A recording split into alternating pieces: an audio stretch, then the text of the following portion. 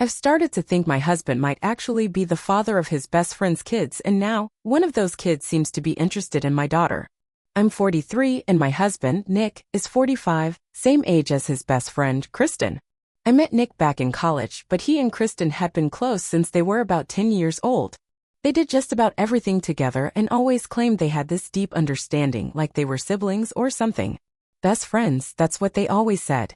So when Nick and I first started dating, I couldn't help but feel a bit uneasy about how tight they were. But both of them swore there was nothing romantic between them. Kristen was just like the sister Nick never had. I believed them. Over time, Kristen and I became friends too. She even ended up officiating our wedding. Nick and I have built a pretty solid life together, strong marriage, great kids. And even after we tied the knot, Kristen was still around a lot, which didn't really bother me. I'd even go out with her sometimes trying to help her meet someone, since she was always saying how unlucky she was in love. Right around the time Nick and I started having kids, Kristen started having hers too. We've got Lily, who's 16, Ryan, who's 13, Heather at 9, and Brady, who's 5. Kristen has 4 of her own: Shane, who's 17, Haley, 13, and the twins, Grant and Grant, who are 8. She wasn't married or even seriously dating anyone that I could tell. She'd mentioned going out with someone now and then, but there was never a steady guy in her life. Neither of us ever knew who the dads were. Nick and I just figured she was having casual flings and didn't keep in touch with the guys. Whenever I brought it up, she'd just brush it off and say she didn't really know. She didn't seem too bothered by it, and I didn't push.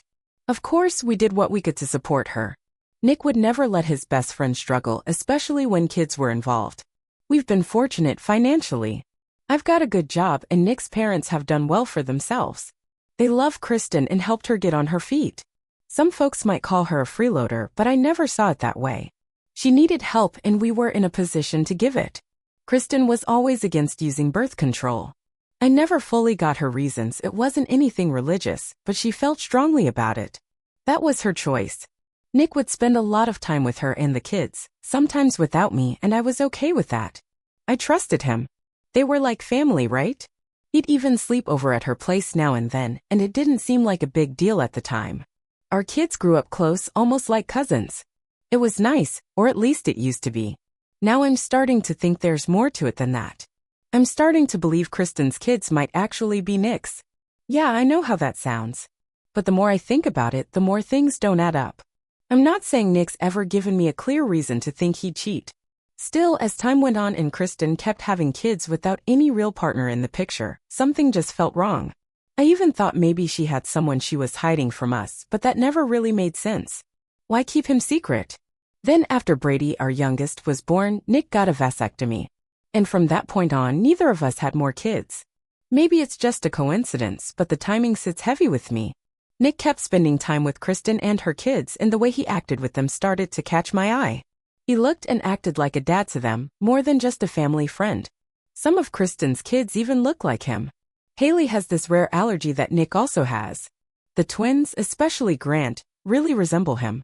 Shane, her oldest, almost seems like a younger version of Nick. And then there's this sleepwalking thing. Nick's had it before, and now I've seen it in Lily, Shane, and Grant. I've never brought any of this up to Nick or Kristen. I don't want to be the one to destroy everything. They deny it for sure. But I just can't shake the feeling. I've tried hinting to Nick, telling him I need more of his attention, hoping maybe he'd ease up on how often he sees Kristen. But if he picked up on it, he sure hasn't changed anything. Then something happened that pushed me over the edge. Shane asked Lily out. If my suspicions are right, that would make him her half-brother. Lily turned him down at first, but only to ask me how I felt. I told her no flat out and said Shane was too old for her. She looked confused, not understanding why I was so firm. I brought it up with Nick and Kristen, hoping their reaction might tell me something. Surprisingly, they agreed it wasn't appropriate, though they didn't seem concerned. Kristen brushed it off as a harmless crush. But Shane kept hanging around Lily, finding excuses to be alone with her. I've seen the way he looks at her. It's more than friendly. It creeps me out. Lily hasn't defied me yet, but I'm scared she will. Nick and Kristen say they've talked to Shane, but nothing's changed. They're treating it like a phase, but I feel like something deeper is happening, maybe even behind my back. Lily doesn't seem bothered by Shane's attention, and that terrifies me. I want to scream at Nick for starting all this. If he hadn't crossed the line with Kristen, we wouldn't be here. Now his son is pursuing his own sister. But if I confront Nick and I'm wrong, I could destroy our marriage. And if I'm right, it could tear our entire family apart. Still, what if I stay quiet and Lily ends up with Shane? What if they fall in love, start a family? Telling Lily the truth would destroy her view of her dad and Aunt Kristen.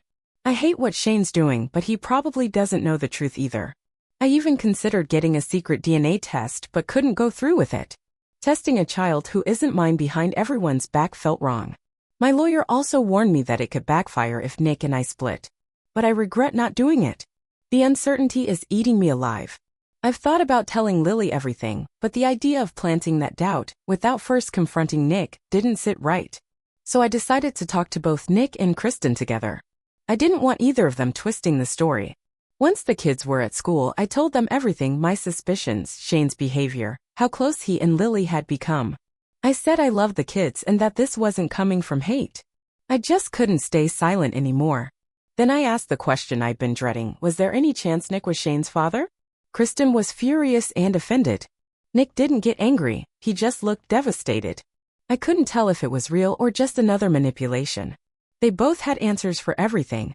They acted shocked, hurt, and defensive.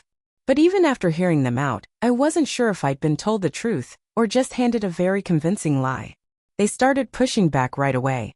They pointed out how I'd never said a word about their one-on-one time before, so why now? They questioned whether Kristen's kids really looked that much like Nick or if I was just seeing what I wanted to see. Then they flipped it, asking why I was suddenly looking at Nick's bond with her kids like it was something wrong. They wanted to know what I expected them to do now and why it all seemed to bother me out of nowhere. Nick tried to stay calm, he always does. He apologized for making me feel this way, though he stuck to his story that he'd never been unfaithful.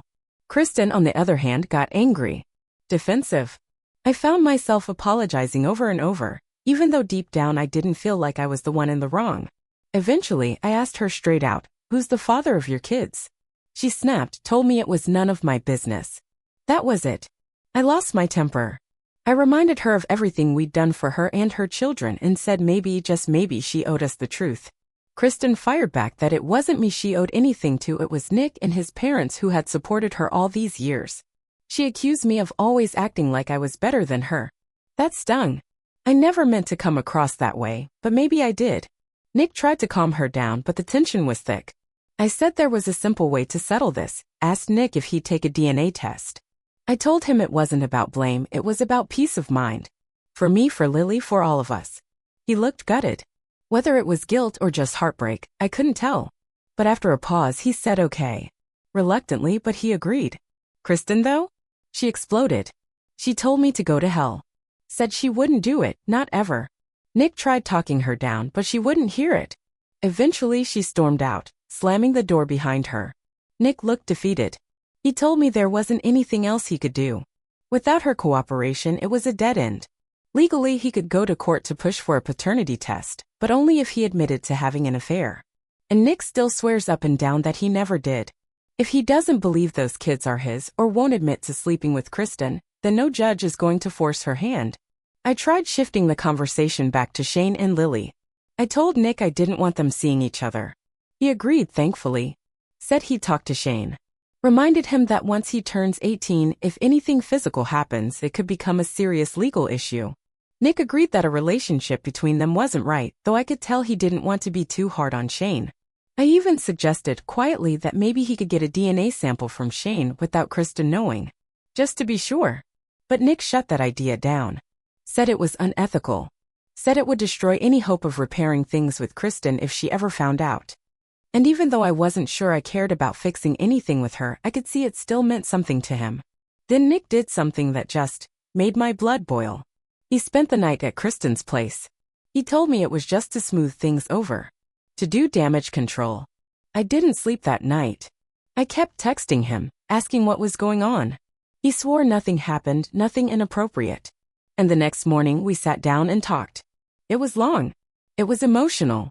We agreed we needed to get away, clear our heads. So we packed up the kids and went to visit Nick's parents, Mark and Debbie, for a few days. I thought it would help to put some space between us and Kristen's family. I've always liked Mark and Debbie. They've been nothing but kind and supportive over the years.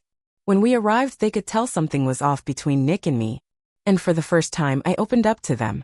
I told them what I suspected, that Nick and Kristen might have had an affair, and that her kids might actually be his.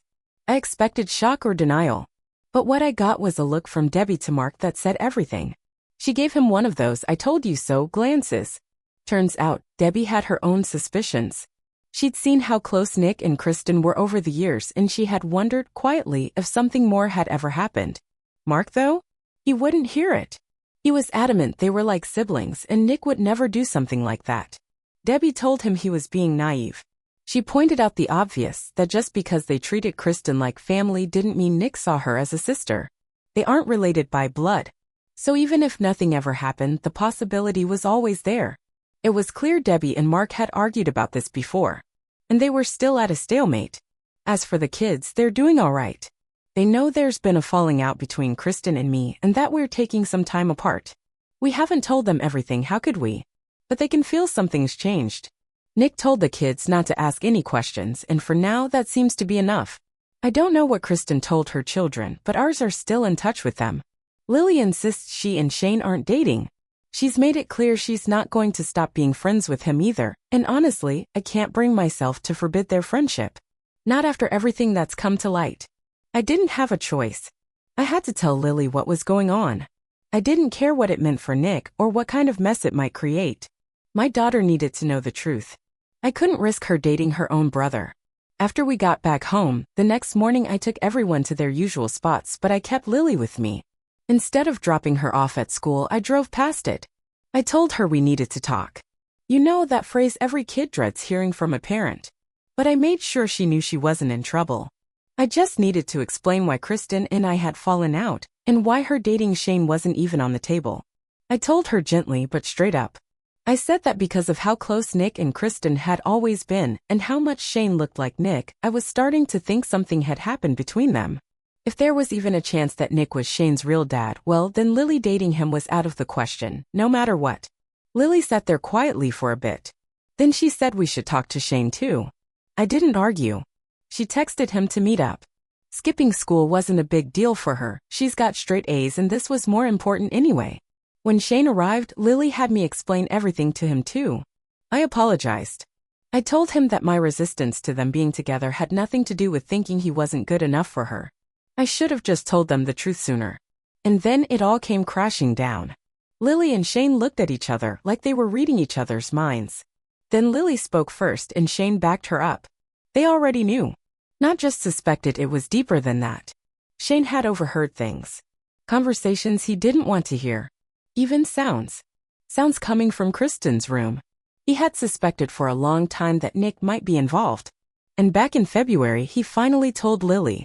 She agreed she'd been noticing things too. The way Nick and Kristen acted around each other. The weird closeness. It wasn't just me, it was them too, piecing things together. And then there was Haley's severe allergy. If Nick had the same allergy, it could mean she was his daughter. And if she was, then maybe the others were too. That's when they made a plan.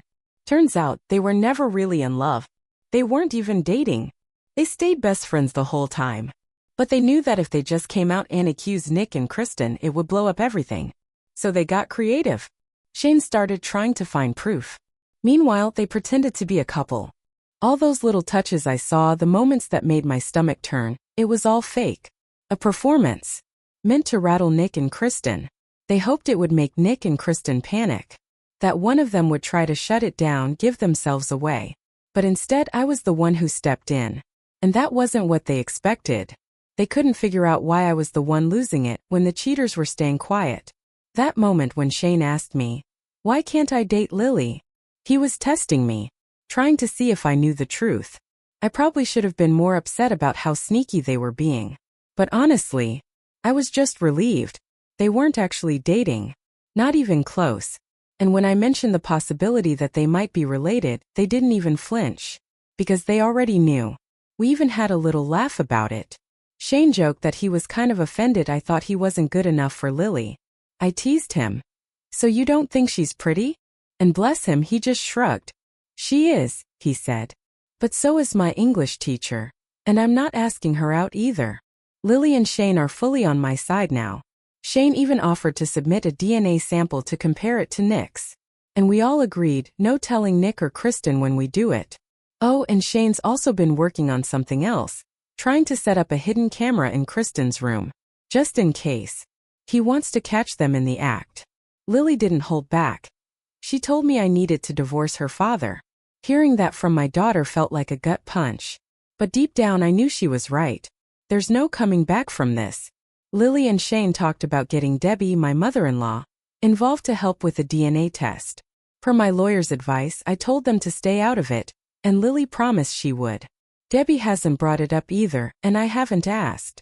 That way I can honestly say I know nothing if anything comes of it. On a more positive note, while preparing for the divorce, I found something incredible. The house is in my name only. Nick's name isn't on it. We talked about adding him to the deed, but never did. My lawyer and friend Sydney pointed it out. She's been a lifesaver, supportive, sharp, and someone I trust completely. Nick knows Sydney from college but doesn't realize she's a divorce attorney. So I've been able to invite her over without raising suspicion. Turns out I can play the just friends game too. About 4 months ago, when Lily and Shane started pretending to date, I checked Nick's phone but didn't find anything. Recently, I learned how to access deleted messages. One night, while he was asleep, I took his phone and laptop and started digging. What I found still makes me sick. Deleted messages from Kristen, Flirty, then explicit. Just days before our big argument, she sent him a topless selfie. That alone was bad enough. But then I found more. Naked photos, videos, messages, some recent, some old. Kristen calling him her boo, cheering him on. Photos of them looking like a couple. Some were even from when they were teenagers. Worse still were the texts about me. Kristen called me a problem. Nick didn't defend me once. They'd expected I'd eventually catch on. And then there was one line Nick talking about our kids. That broke me. I had been lying to myself for years, pretending it couldn't be true. But it was. I completely broke down. I called Sydney in the middle of the night. Told her I needed her. She didn't even hesitate. I asked her to bring the divorce papers. When she arrived, I handed her Nick's devices and asked her to copy everything. She warned me it might be considered theft, but agreed to be careful and return them before Nick noticed. While the house was still quiet, I packed all of Nick's stuff into trash bags and loaded them into the car. Then I went upstairs and woke him up. He was groggy, confused, but followed me outside. When we got to the car, I handed him the divorce papers. It took him a second to understand what was happening. Then he tried to charm his way out of it. He told me he loved me, that nothing was going on with Kristen. He laid it on thick, his manipulation in full force. But I wasn't falling for it anymore. I didn't tell Nick what I'd found. I just told him we were done. When he refused to leave, saying the kids were his too, I stayed calm and reminded him the house was in my name, and that no matter what, our kids weren't going to be staying with Kristen. He kept pushing. But eventually he left, muttering something about how he was being the bigger person for the kids' sake. Before he left, he asked about his phone and laptop. I just waved it off and said they were in one of the bags. That night I couldn't sleep. I cried alone in our bedroom. In the morning I woke the kids early. I tried to explain as gently as I could. I told them their father had gone to stay somewhere else for now. But Heather, sharp as ever, asked, "Are you getting divorced?" I told her yes. Ryan asked when they'd see their dad again. And that just broke me. Lily stepped in to help. She told her younger siblings to give me some space for now. She said they could worry about their dad later. I knew better than to badmouth Nick in front of the kids. Sydney had warned me not to do that too. So when Lily and I talked privately, I told her I had found proof of the affair. I didn't go into the details, just enough for her to understand. Later that morning, once the kids were off to school, I had the locks changed. I knew Nick would come back for his stuff. Thankfully, Sydney had already returned the devices by the time he showed up. When Nick came banging on the door asking for his laptop and phone, I told him they were right where he left them. I had placed them back in our bedroom exactly how they were. I said maybe he'd just forgotten. He pointed out that I told him they were in the bags, and I just shrugged and said I must have been mistaken. He didn't question it. After another weak attempt to charm or reason with me, I shoved him out the door. I wasn't about to let him stick around long enough for the kids to come home and see him. After he left, I broke down all over again. Later, I spoke to Debbie. Turns out Nick went to his parents' place instead of Kristen's. Maybe he realized how that would look. But the story he told them? He made me out to be unstable, paranoid, violent. Not a single word about Kristen. Debbie didn't buy it. She believes me. Mark, though, he's unsure. Doesn't know what to believe anymore. Kristen? Silent. According to Shane, she's pretending like everything's fine, but it's obvious she's stressed. She's feeding her kids the same story Nick is, that I'm the one having some emotional breakdown. She hasn't reached out to me. And I haven't tried to contact her either. What would be the point? My life is in pieces. I'm just trying to stay strong for my kids. As for the house, having the deed in my name isn't a guarantee. But Sydney is hopeful. She says between that and the fact I've been the one paying the mortgage, I have a good shot. Sure, it might still be seen as common marital property. But I'm aiming for primary custody with supervised visits only. I'm not messing around. About the laptop, yeah, even Sydney admitted it was legally a gray area. But I technically gave her permission. She just did what I didn't have the stomach to do myself. Sydney had the divorce papers ready the moment I first called her. Handing them to Nick was more symbolic than anything. She followed up with him officially to serve the papers and ask for his lawyer's information. But before he could respond, I made a sneaky move. I reached out to our old family attorney, Blake. He helped us during the HOA mess a few years ago. He's been our lawyer for a long time. And I had just as much right to him as Nick did. So I got to him first. Thing is, Blake and Sydney don't really get along. Blake raised some concerns. He said some of Sydney's actions were a bit murky, legally speaking. He asked me to consider hiring him instead. That stirred up some tension. Sydney is a family attorney after all. So for now, I'm consulting with both of them. I've also been talking to a friend. She's the mom of one of Lily's friends. And I've got therapy lined up. I'm looking into family therapy too. When the kids ask what's going on, I keep it simple. I just tell them it's adult problems. You don't need to worry. That worked for a little while. But Lily warned me they were planning to sit me down and ask questions as a group. And sure enough, they did. They asked straight out if their dad had cheated on me with Kristen. They'd clearly been talking about it behind my back, probably longer than I knew. I had the proof. But I couldn't show them, it was too explicit. Brady, my sweet and curious little guy, would want to see the proof. And I couldn't let that happen. So when they asked if their dad had cheated, I said, I believe he did. And I meant it.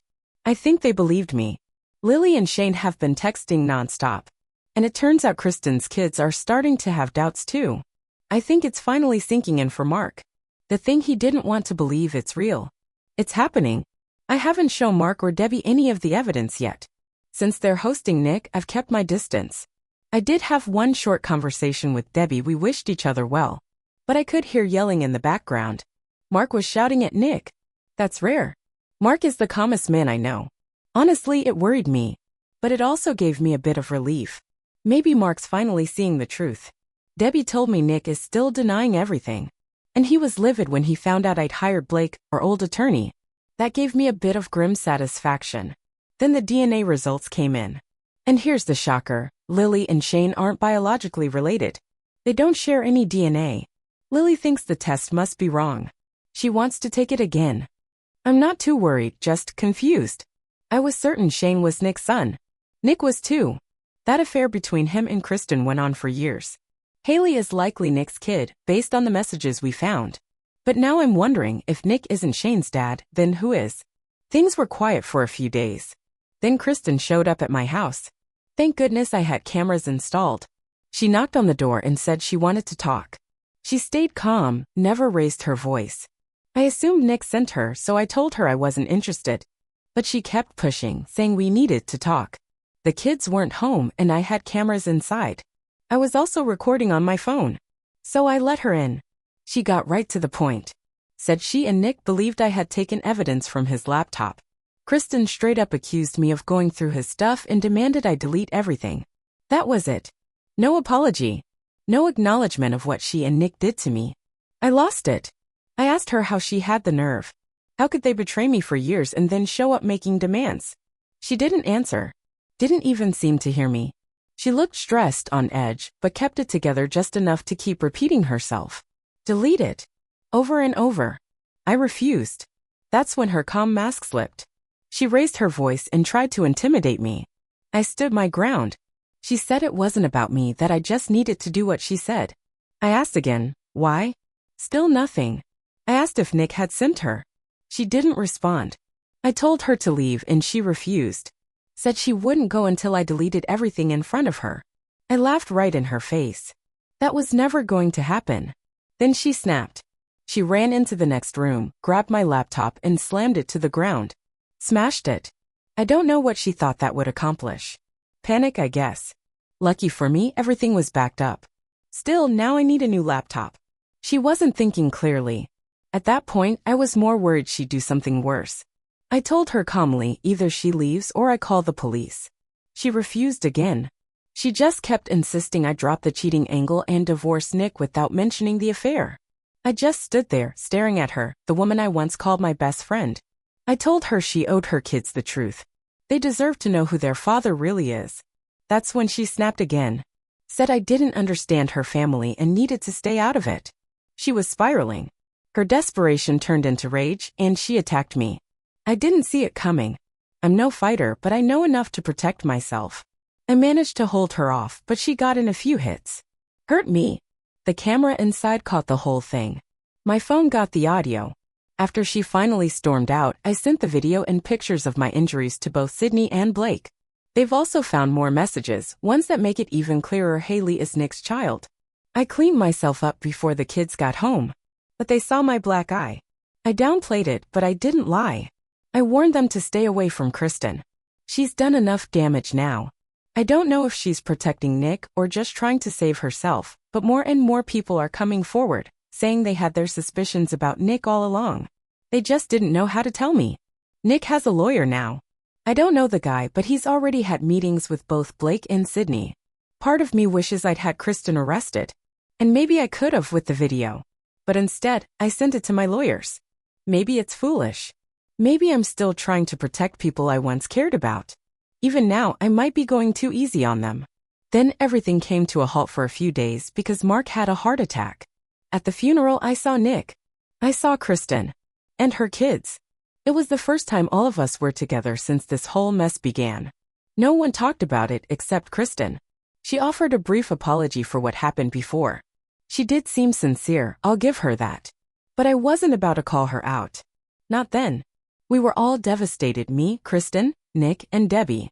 We quietly agreed to treat the day like a ceasefire. No fighting. Just focus on Mark. Nick and I even had a nice conversation about him. Since then, I've been with the kids. Took a few days off work. Nick saw them twice, once before the funeral and once after, with me there both times. It went okay. I told the kids not to mention Kristen, and Nick didn't pull anything. I think he genuinely misses them. And I think it eats at him that he can't be with them the way he used to. The kids are struggling. Losing their grandpa, barely seeing their dad, it's a lot. They don't blame me. But that doesn't make it easier. Brady's been sleeping in my bed the last few nights. And then Debbie dropped another bomb on me. She lied. She never sent in the DNA test results. She admitted it herself. Said she didn't feel right going behind her son's back. But apparently she did feel fine lying to me to protect him until the guilt caught up with her. I'm not mad. But I sure don't trust her now. Far as I know, she hasn't told Nick either. So that means Shane could still be Nick's son. Honestly, he probably is. Blake and Sydney, my lawyers, went through every single message between Nick and Kristen. They found what Kristen didn't want me to see. And now I get it. Now I see why she panicked. It's the real reason Nick and Kristen didn't get married like a normal couple. They couldn't. They're half-siblings. Yeah. Debbie had no idea. Mark cheated on her with Kristen's mom. He knew Kristen was his daughter. And he told them both when they were teenagers. As for how they got together, Kristen had been abused as a child. And Nick was the only person she ever felt safe around. They were in high school when they started experimenting. Doing things they knew were wrong, and they knew why it was wrong before they ever crossed that line. After Shane was born, who they both believe is their child, their bond became something deeper. Romantic. Twisted. Kristen once wrote that Nick was my person. He said the same thing about her. When I found out, I felt sick. Couldn't breathe for a minute. It was like the air got sucked out of the room. Once it sank in, all I felt was disgust. Not just for Nick and Kristen, but for what this meant for everyone else. For Debbie. For Kristen's kids. For my kids. It's just horrifying. At the same time, I can't help but blame myself for what happened to Mark. I know Nick and Kristen probably blame themselves too. They're horrible people and no, I don't forgive them. But the truth tore them up too. All three of us, me, Nick, and Kristen, we believe the stress contributed to Mark's death. He already had heart disease, sure. But I keep wondering if showing him the proof of the affair right before he died was just too much. I think I'll carry that guilt for a long time, even if I know I probably shouldn't. Eventually, I had to report everything I'd found. And then the chaos really began. After Mark passed, Kristen and Nick changed tactics. Suddenly, they started claiming Nick and I had an open marriage. Said there was no affair. That him sleeping with Kristen didn't count as cheating. They were trying to rewrite history. They timed it perfectly, right after Mark died. He was the only one who knew the truth. The only person who would have backed me up. They must have thought I didn't know the whole story. That I hadn't figured it all out. So they felt bold enough to change the narrative. But I did know. And I reported everything. Now they're cornered. And they're furious with me. No right to be, but they are. I got a restraining order against Kristen and I'm glad I did. Because she came after me again. This time she showed up at my house screaming and pounding on the door while my kids were home. She was completely unhinged. I called the cops but she was gone by the time they arrived. By now everything had come out. Our families knew the truth. The kids knew. There was no hiding it anymore. I told Lily and Shane myself. I knew they'd find out eventually and I wanted it to come from me. They were in shock. Just stunned. I felt terrible. It's such a mess. I tried to comfort them the best I could. Told them that none of this changes who they are. That this is on their parents, not them. But Haley, she broke down. She actually tried to run away. She came to my house for help. And for a moment, I wanted to just protect her. Keep her safe. Give Kristen and Nick the finger and tell them they weren't welcome. But I couldn't do that. I had to give her back. It was the hardest thing I've ever done. I know it's not my fault. I do. But it still felt like betrayal. I refused to let Nick and Kristen into my house. No way. Kristen called the police on me, so I just waited on the porch until they got there. I explained everything calmly, told them Haley was inside, and let them handle it. There was no way I was letting Kristen step even 1 foot into my home. Lily was crushed. Furious at her dad, especially after he and Kristen made Haley go back with them. Nick wanted to see Lily afterward, but she wouldn't even come out of her room. When I saw him, he tried to give me one of his famous lectures. You know, calm voice, that fake, reasonable guy, act he always pulls. But I wasn't having it. I kept cutting him off and throwing the truth back in his face. I don't know if it's the time apart or if I've just finally woken up, but I can see through him now. All those times he sounded so nice and understanding? Just manipulation. Every bit of it. Now when I look at him, I just feel disgust. He kept pushing me, trying to get me to force Lily out of her room. Still blaming me for everything that's happened. Then he had the nerve to ask if I was satisfied now after hurting our kids. That's when I lost it. I screamed at him to get out. Told him to leave and never come back. And the worst part? He and Kristen still act like I'm the bad guy in all this. Kristen even went on social media, calling me a kidnapper. She told her version of the story, twisting everything to make me look like the monster. I wanted so badly to spill it all, to expose every sick, twisted thing they've done, but I didn't. I cleared things up just enough to protect myself, without dragging the kids through more mess than they're already in. Debbie and I had a long emotional talk after that. She hugged me and just cried. From what I can tell, she really didn't know about Mark's affair. When everything came out, she was crushed. She even fainted when she heard the full truth. Scared me half to death. Thankfully, she recovered physically. But emotionally? She's a wreck. She looks so lost now and I can't help but feel sorry for her. Out of all of us, I think this broke her the most. We're all still mourning Mark. As messed up as he was still her husband. Still our kids' grandpa. Still family. I'm over the worst of the grief, but I just can't shake what Nick and Kristen did. It's like a stain I can't scrub out. And my kids. Kristen's kids, especially Haley, they're all still paying the price for what their parents did. I wish I could reach out to Haley again. I really do. But I can't. Not directly. The only way is through Shane, and even he has to be careful. Nick and Kristen are watching everything now. They're miserable. And honestly, they deserve it.